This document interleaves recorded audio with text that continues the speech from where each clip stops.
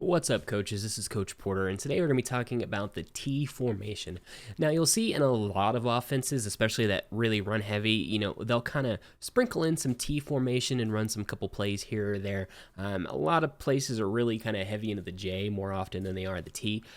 When I grew up playing in six-man and being coach, the T was more than a formation to us. The T was our offense. That was the foundation of everything that we did. Even if we went into some type of spread sets, very little we did, it was a T spread. We just back the quarterback up. We might split the ends out, whatever it is. We're running the T. And I think that, for teams that are kind of looking for an identity, new coaches to six-man, whatever it is, that are just kind of looking for something to quickly install and kind of get the ground running until you can kind of get your feet wet.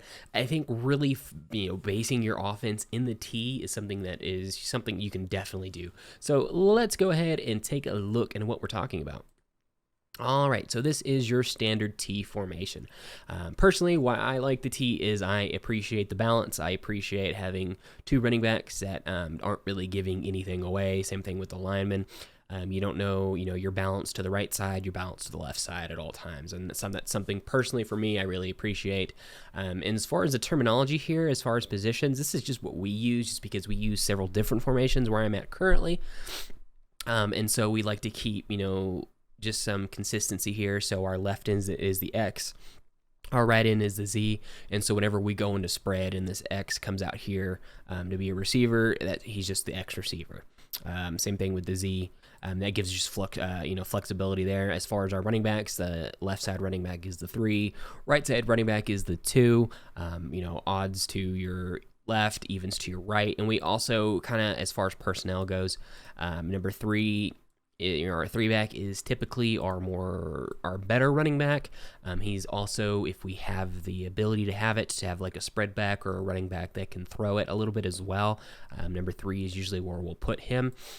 Whereas 2 typically is more of our fullback type or the bigger back or short yardage type guy. So if we go to different sets, he'll line up at fullback and different things like that. But just in terms of this T, like I said, this terminology, this is just what we use. Feel free to use whatever. So today we're going to be looking at just a very basic installation of offense. We're going to be looking at the dive series. We're going to be looking at the lead series, the sweep series, and the trap series.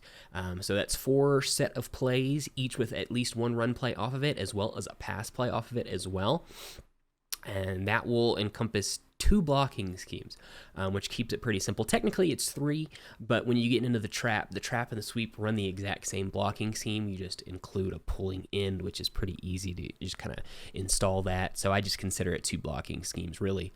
You just tell, the opposite end, hey, you're pulling on this. You're not really changing any of the, rules for anybody else. But anyway, so let's go ahead and get into our dive series.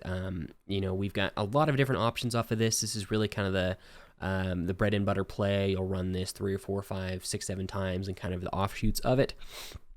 So how in the past we've called offense out of this, and when I was in school, is we would number our gaps, like I'm sure most of you do. Everything on the right is even, everything on the left is odd. So here between the center and the right end is the 2, right outside the right end is the 4 gap or hole, and then right out here outside would be the 6. And then conversely on the left side, you've got 1, 3, and 5.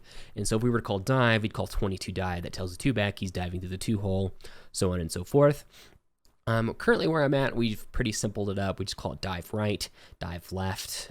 We run a lot of off wristbands and things like that, so it's just easier to just kind of give a, dive right, dive left, different things like that. So anyway, as far as the defense, we're just going to line it up against a 4-2, a gapped 4-2, which is what you see more often than not, though we'll kind of get into a little bit what how the blocking schemes kind of differ based on this kind of offense or defense. So like I said, the first play we're going to look at is the T, so we'll get into the blocking or the dive. So we'll get into the blocking. So we just call this play side blocking. It keeps it pretty easy. So we tell everybody they are going to step play side and block the first thing that they see. So moving left to right, our X is just going to step to his right because that's where the play is going. We're running this to the right. So he's going to block that gap right there. Same thing with the center. He's going to step to his right, first thing he sees. Now, the only exception to this is we tell our end, hey, we're running dive right now. So this guy, this outside in man on the line of scrimmage, we're not going to block him. We're going to read him actually later. So his will be just go straight up to the secondary. And so we'll leave this guy unblocked. We're not really worried about these two guys on these outside because we're not even running in their general direction. They're going to have to take some angles if they're going to do anything. And then because this is a dive, it's just pretty easy. Our 2-back is just diving straight through the hole and then looking to bounce it outside. Pretty easy there. Depending on really what the defense is doing, you'll have different rules. Like against like a 3-3 or something like that, he wants to keep it more in the middle. But against a 4-2 or something like that, you're looking to more bounce it outside because we just tell our guys, hey, find where the grass is, and the grass is always on the outside versus the 4-2 typically. And then we have our 3-back right here. He is just taking what we call a sweep path. It does a couple things. Mainly, it pulls this end where he has to. Typically, this has outside. These guys have outside contain. So if he sees this guy taking a step, he's gonna have to follow, which then also helps this dive come open a little bit more. So again, that is the dive. That's the easiest part of the easiest one of it. And so our rules for that for the QB is he just opens up play side and hands off. Now, moving on, using the same blocking scheme, we'll get into our next play, which is dive pitch. So dive pitch is pretty similar. The 2 is still going to be faking a hard dive here, then he'll block whatever he'll see. And then our 3 still taking that sweep path. The quarterback is just going to fake the dive and then like a lateral option pitch out to the 3-back on this route, on this sweep path right here. Now, typically in a game, I'll say, hey, we're going to run dive. Here, we're going to run dive pitch. In different different circumstances, depending on how good or how smart my quarterback was a lot of the time, or if we could drill it a lot in practice, you can tell him, hey, read this end. If this end sucks in, then pitch. If this end widens out, then give it to the dive man. Like I said, I typically call it, but if you've got a guy you can trust here at the quarterback spot, then this opens up a lot of things for you. When I'm calling it, I'm looking at the same thing. I'm looking for this end. If he widens out, then I'll keep diving it. But the second that I start seeing him come in, and if you run the dive 3 or 4 times and you get 4 or 5 yards off of it, this end is eventually going to have to make an adjustment, and he's going to get bored, or he's going to get upset that he's not getting involved, and so he's going to try to make a play right here. And the second that happens, then this pitch comes open pretty easy. So that's the dive pitch, and then our next one will be our dive pass. So again, we would just call this 22 dive pass. We call it dive right currently, but all looking the exact same. Our Z is going to be going and attacking this linebacker's outside shoulder, and then running a 5 and out. Just an easy 5 and out route. And then we have our 3. He is still on that sweep path, just running that here. And so this is, again, pretty easy. Our quarterback opens up, fakes a dive, pulls up, and throws. It's not even really much of a drop back concept. You're just basically telling this quarterback, like, either this is open or it's not. We do have the 3 on that sweep path, which can turn into a flare route as kind of a dump off or a kind of a safety option. Generally, it doesn't come to that. Against a 4-2 in particular, if you've ran the heck out of the dive, this dive pass comes open more often than not, especially once you get closer into the red zone. This is a fantastic red zone play because now this linebacker gets put in a position. Because, again, if you've ran this dive 3 or 4 times, he's used to the Z coming up right up there and blocking him. And so eventually he's going to make the decision like, hey, I can't get blocked, especially once I get closer to the red zone or get into the end zone in particular. I've got to get in front of him, or I've got to shed that block and, ignore that and then go make a play. And go make a play on the ball. As soon as he does that, then you dial up the dive pass, and now you use that against him. Like, hey, cool, I'm not gonna get beat by this block, and so now the Z's just gonna blow past him, and then you got a quick pitch and catch right there. It's one of my favorite plays to run. It's almost always open, especially, well, I say always. As long as you run the dive relatively effectively 3 or 4 times, then you easily set this up, and you just put these linebackers in a really bad position. Now, once you get into like the 3-3, it's a little harder to do, just because you do have outside. If you teach them to sit in a zone, then it becomes pretty easy, but those are things you have to watch out for. And then, like I said, you do have this safety outlet right here. So that's the dive series. So you've got the dive pitch, and the dive pass. So we'll move on into the lead series, which the blocking scheme is the exact same. So that keeps it pretty simple for us.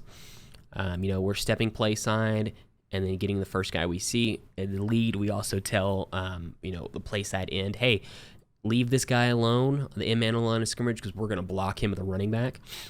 And so how lead works is, if we're running lead right or 34 lead, we're running right here in this area right here. Our 2-back will look to kick out this or at least log this end right here.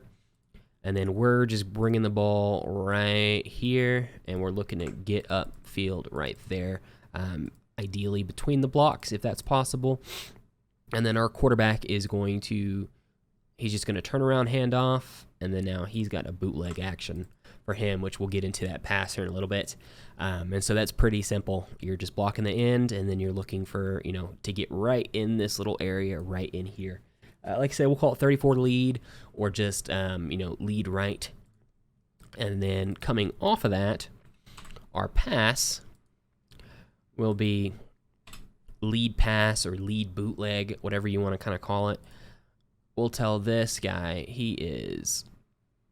this X, click the wrong thing. This X, we'll put him, typically we put him on a post. We can kind of tag it into other things if we need to. A post is typically what I like to do. You could make it an out. You could make it even like an arrow or a flag. But I prefer the post or the corner route. I think that gets him open more often than not, especially against the 4-2. You're giving him all of this green grass to work with, really one-on-one. Your quarterback can just kind of throw it up and kind of get rid of it there. But you do have the flexibility here, depending on the kind of athlete you have right here. Like I said, you can run this into an out. You could bring it down and, run it into like a flag or a shallow or, any kind of arrow route, any kind of thing like that. But like I said, typically we prefer the corner or the post, just kind of depending on where you're at on the field. I feel like that gives him the most space to work with. This guy, if he sees that lead enough, once he starts biting in, then that bootleg becomes open because he's going to have the responsibility of that quarterback on the backside. And if that guy, starts giving in, then that bootleg becomes open. So that is our lead series. Next, we'll get into the sweep series, which will get us into a new blocking scheme, though really it is not much different. So when we get into the sweep, we'll call sweep right, sweep left, 36 sweep, 25 sweep, whatever you prefer. So our blocking scheme for our sweep is pretty easy. We tell everyone you're just blocking down. If there's a guy head up of you, then you'll get that more often than not. But generally speaking, everybody's blocking down. And we'll get into that why here in just a second. Because then we tell our 2, you're kicking out this guy. And then our quarterback also has to get out there and go block somebody. Usually the quarterback's responsible for the first secondary guy he sees. And then you've just got your 3 on that sweep path right there. So the reason we block down and the reason why we prefer that is because I feel like it creates cutback lanes versus if you're blocking here, you're leaving guys on the backside to pursue. So if he gets here and we tell him, if he's looking for a cutback, you're reading this guy. If this linebacker overcommits, cutback's open. If this linebacker stays home, just follow your blocking and, make it work. That's really kind of how our read goes there. Ideally, the quarterback can get his butt out here and get this block. I have a joke we tell our players in six-man, a fullback is a glorified lineman, and a quarterback is a glorified fullback, at least in six-man terms. He may throw the ball 3 or 4 times a game, but he's primarily blocking in a lot of this stuff because we'll run the crap out of the sweep. We'll run the sweep 5-10 times a game. So that's the sweep. Like I said, it's pretty basic. You can change kind of things up, kind of the blocking. If you've got super athletic guys, you can ask these guys to reach. and try, he could go get the linebacker, or he could, depending on, the depth or the width of this end, he could try to reach there. And that gives you a lot of options as well. I've not been blessed with that super often. So typically we just tell them to block down because that keeps it easy for them. Typically how our rules are is you look gap first. Is there a guy? Yes or no? If no, is there a guy ahead of me? Yes or no? If no, I go to the linebacker. I go to the secondary. So we call that our base block: backside, head up, secondary. Base, B-A-H, with the silent H in there. That's our base blocking. And so that is just our traditional sweep. Now we'll get into the sweep pass, which again is pretty easy, and this really only works if this guy at least is a capable thrower. He doesn't have to be a fantastic thrower. This doesn't have to be your quarterback or even a backup quarterback, just a guy that can kind of sling it a little bit. And so what we do when we run our sweep pass, again, we keep it pretty simple. We like to run a lot of posts and corners because with the way the field works, I feel like that gives us the most space to work with. When I've had a guy here in the 3 spot that was a heck of a thrower or could throw it very well, I would call sweep pass almost every single time instead of just calling just sweep. And there are teams that do that. You'll see that every time they run sweep, there's always a pass option. And, his rule is, he's going to read this linebacker. If this linebacker follows the pass, that means he's probably going to be out of the play in terms of run stopping, then just run the sweep. But if he tries to come up for the sweep, then we're chunking it over the top, and we're going to try to make a big play happen out of that. So again, just a pretty simple there. We're running the same blocking scheme, and not a lot changes. You're either running the sweep or you're throwing it. There's pretty simple options there. So that is all for the sweep series. And so let's get quickly into the trap game because there are some fun options there as well. All right, so we've got a couple different traps that we only have 2 really that we run. One's based off the sweep, one's more or less based off the lead, but we're really always running the same base blocking.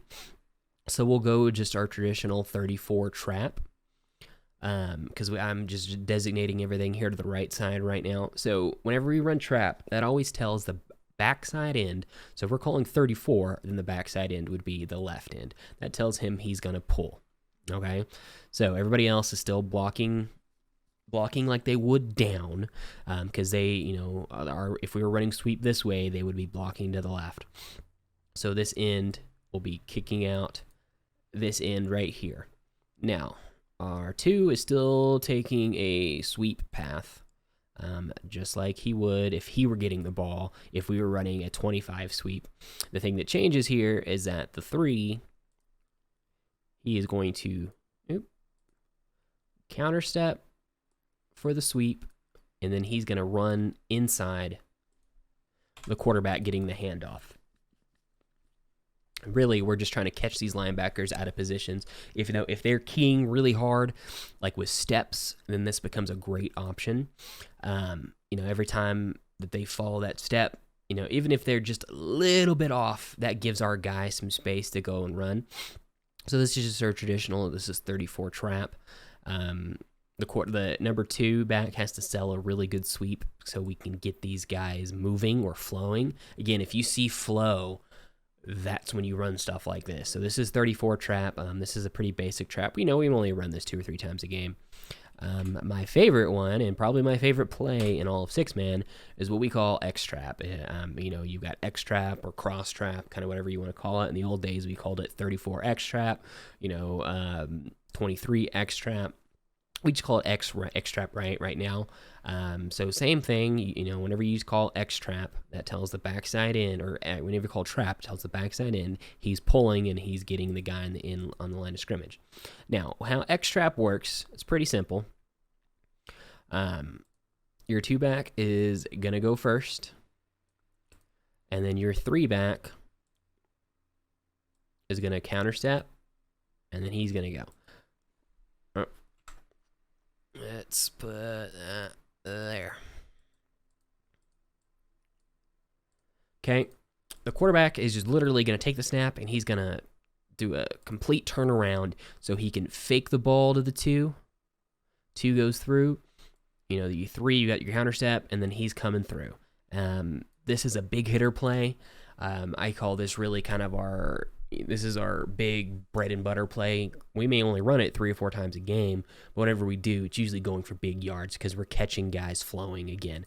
And it's a really, really hard flow. If you're running these leads and you're running these sweeps really effectively, especially if you're starting to get these guys, kind of edge out a little bit, they're tired of getting beat on the sweep or getting beat on the lead, then this XTrap is perfect. It comes right there. Like I said, this is probably my favorite play in all football in terms of 6-man. So that is XTrap right, 34 XTrap, whatever you want to call it there. And then lastly, we'll get into our passing play out of our XTrap. It's pretty simple. So our X is still pulling here. We still have our ends doing our running backs still doing the exact same thing, except the change is they will now become pass catchers. They're just going to run these flats right here. The quarterback's still going to flip around. He's going to fake to the 2. Now he's going to fake to the 3, and then he's going to pivot and then look to pass. This is a longer developing play, so you've got to really make sure the center and the right side end are blocking really well in order for this to happen. But again, if they're getting used to this, this crossing motion and things like that, they're going to be looking for the pass. These linebackers are going to kind of move up. Usually this 2 is the one that's going to be open. They're going to see this guy pulling. They're these linebackers are going to okay. He's pulling to the right. The run's going to the right. They're going to usually leave this 2 alone, and then he's going to get out in this flat, and he's just going to be open. We don't honestly run this super often. We may run it maybe once a game, if even that. Even kind of the heyday when we were just a purely T team, we wouldn't run it a ton, but it is an option for you. And I wanted to get into it because, like I said, we wanted to get, 4 running plays with 4 passing plays off of that. So you can kind of build your offense around that. But anyway, guys, that is it for the T. Like I said, there is a lot of versatility. There's a lot more stuff you can do. This was just as basic as I could get it. Like I said, get in, run the offense, get it installed. Now you've got something for the fall. You've got dive, you've got dive pitch, you've got dive pass, you've got lead pass, you've got sweep pass, you've got XTrap, you've got trap, and then you got trap pass. That's 10 plays. That's your offense. You can run it for you if you need it. But anyway, that is it. Let us know what you think down below. If there's anything else in the 6-man world that you want us to cover, feel free to let us know, and we will see y'all next time.